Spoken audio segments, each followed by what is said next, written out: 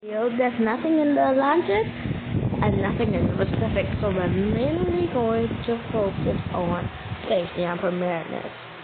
I know hurricane season is almost over, but I have to do a video on this. So, if a hurricane warning, find a shelter right away. Determine how the best to protect yourself from high winds and flooding. Evacuate if told to do so. Take refuge in a designed storm shelter or interior room for high winds. Listen for emergency information and alerts. Only use generators outside and away from windows.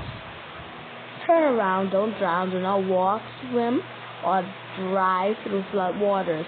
Storm surge. Storm surge is the water from the ocean that is pushed toward the shore by the force of the wind, swirling around a hurricane. Storm surge is fast and can produce extreme coastal and inland flooding. When hurricanes cause storm surge, over 2 to 20 feet of water can be produced and pushed towards the shore and several miles inland, destroying property or endangering lives in its path. Be informed. Storm surge is historically the leading cause of hurricane-related deaths in the United States. Water weighs about 1,700 pounds per cubic yard. So battering waves from surge can easily demolish buildings and cause massive destructions along the coast. Storm surge undermines roads and foundations when it erodes materials out from underneath them. Just 1 inch of water can cause $5,000 of damage to your home. Homeowners and renters insurance do not typically cover flood damage. Prepare now. Know your area's risk of hurricane. Sign up for your community's warning system. The Emergency Alert System EAS and National Oceanic and Atmospheric Administration NOAA Weather Radio also provides emergency. If you are at risk of flash flooding, watch for warning signs such as heavy rain. Practice going to a safe shelter for high winds such as a FEMA safe room or ICC 500 storm shelter. The next best protection is a small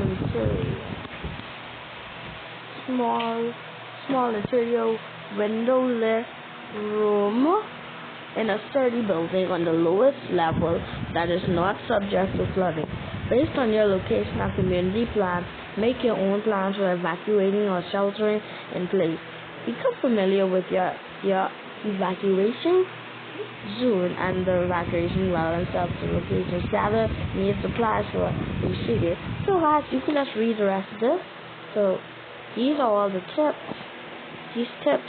So if you want to pause this video or live, this will be live. So you're just gonna pause this video to look, because that's enough reading. There's plenty of reading.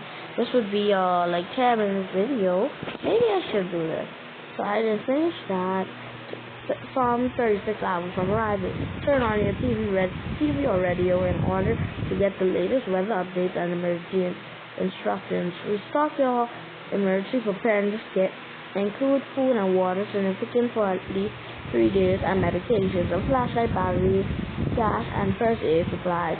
To plan how to communicate with family members if you lose power. For example, you can call, text, email, or use social media. Remember that during disaster, sanitizer is usually reliable and faster than making phone calls. Your phone lines are often overloaded and redirect. Now, bookmark your city or country website for quick access to storm updates and emergency instructions.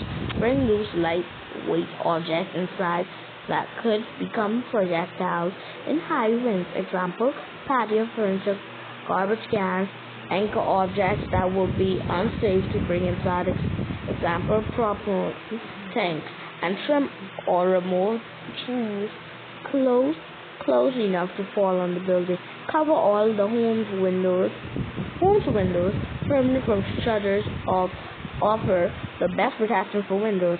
A second option is to borrow the windows /8 exterior crate or marine plywood to cut down the stick. Bye guys. So guys, before we leave actually, I want to tell you something. Hurricane season is not over. Remember Sandy was late October storm, and Ada and Iota. So be aware. Bye.